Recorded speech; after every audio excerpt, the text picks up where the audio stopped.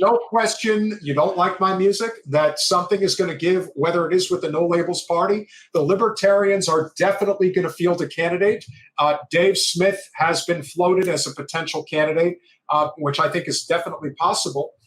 The more people that end up getting in the race, who knows what Andrew Yang's Forward Party has up their sleeve if they've got anything going. Of course, we still are holding out hope that Jesse Ventura is going to ultimately throw his hat in the ring. So we'll see what ends up happening there. We need more people in the race because, as it has been displayed, as we are seeing right now, the Democratic Party has already made it clear that they are not going to be hosting any debates, even though Joe Biden's approval rating is in the 30s. Can I say, even though I obviously am vehemently opposed to the suppression of the democratic process, personally, for one, I don't want to watch their debates. And the reason I don't want to watch their debates is they stopped being actual debates so long ago that now all it really is theater and nonsense. And it's an echo chamber where people's opinions just get reaffirmed. They're not actual good debates. I'd love to see good debates. If they would give it back to the League of Women Voters, maybe, I don't know. But the way that they do debates, I don't care that they're not having debates because I don't even watch the debates. They're ridiculous. Yeah, they are, and they're more of a spectacle than anything else. Also, if you guys do not want to put your info on the grid, please go over to Cash App, $GenChange. Any and all contributions will obviously make a difference, and we're certainly grateful for any that you would choose to make on our behalf. Now, here's a good example because, as has been discussed, Donald Trump is currently planning on skipping the first two debates. Man, I hate these channels with these stupid ads. But anyway, Donald Trump is not intending to participate in the first two debates. Well, what do you expect?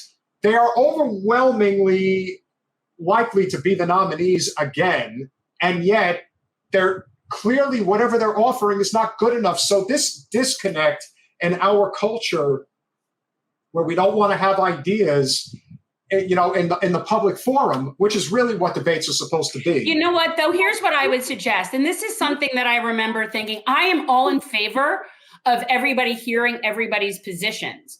I support publicly funded elections. I think every candidate who qualifies, and I don't know what the qualifications are, we could probably come up with something reasonable, but all of those people get X amount of airtime.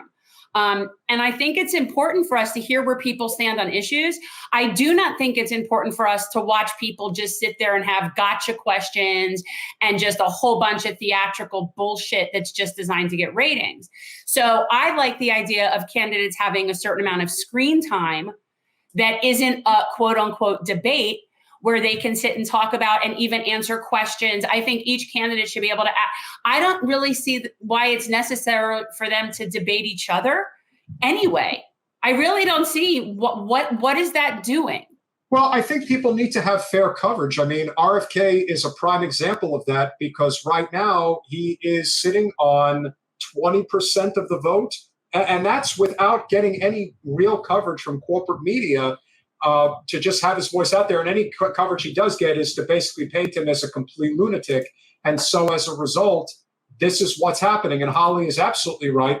If the League of Women Voters were still involved, we would have much more robust, fair debates. It doesn't get the ratings, I guess, that they were gunning for, I mean. On Tuesday, senior advisor to the Trump campaign, Jason Miller, confirmed the long-simmering suspicion that Trump is unlikely to participate in at least the first two debates. It really wouldn't make much sense to go debate right now with a bunch of folks who are down at 3%, 4%, and 5%. Adding that even Ron DeSantis is polling too far behind the former president, to justify engaging with the Florida governor on an even playing field. What does that say? So if you are so far ahead, I would think that you are supposed to show why you're so far ahead. I mean, no, but as people that understand how this works, we understand that it's only for him. He only has something to lose by doing it. That's the point. There is nothing for him to gain by doing that and only for him to lose. So from a strategy standpoint, I get it. Perhaps, but that's also, it's also proving that the system is just completely and irrevocably broken. And what is going to ultimately change it, I'm not sure. I do think that there are people that are specifically running for president right now on the GOP side, most specifically Chris Christie, who is there to basically just take pot shots at Trump. He's being paid effectively to run for president, even though he's not going to do anything as a candidate. He's not going to get any real votes. He's not going to have any impact. But there are really powerful vested interests that do not want Trump to be president again, whether on the Republican or Democratic side, to be, if we're being honest here, that just want Christie to be on a debate stage with Trump and just try to go after him with everything he's got. You say that like this is a new strategy thing. I actually look at a chunk of the Democratic field from 20. We're all there just to be able to coalesce against Bernie. So it's the same concept. What do you think half of those other people were doing in there? I agree. And especially with Buttigieg, that was the whole point of him getting the boost that he got, was to siphon as many votes away from Bernie as humanly possible. And then when it came time to coalesce, it was Buttigieg and Klobuchar and Beto that lined up behind Joe. Everyone else of considerable relevance, if you want to call it that, ultimately did the same.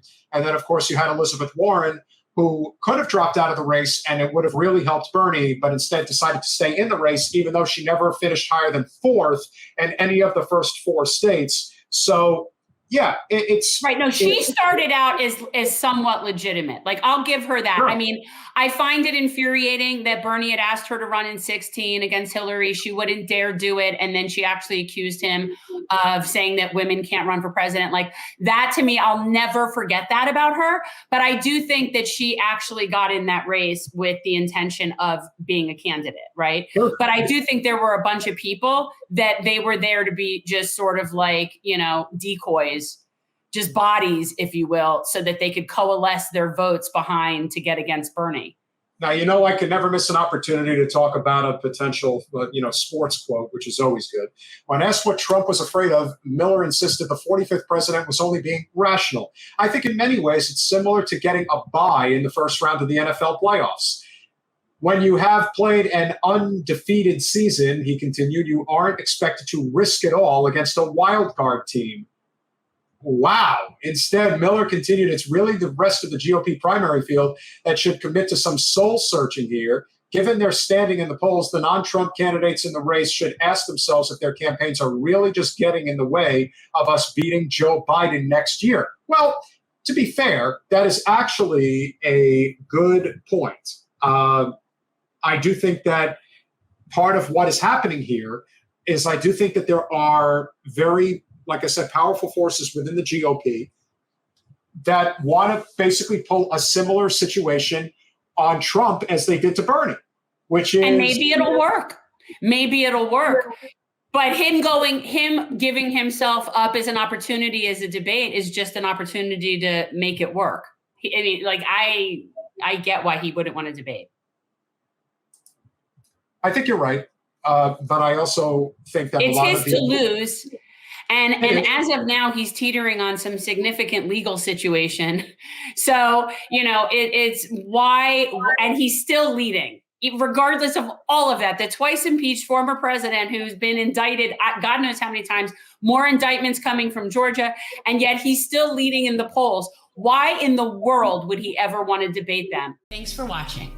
If you want to support our mission to transform politics into service, please like this video, subscribe, follow us on social media, and consider joining our Patreon, where you'll get early access to our interviews as well as other exclusive content. Links are in the description. Peace out.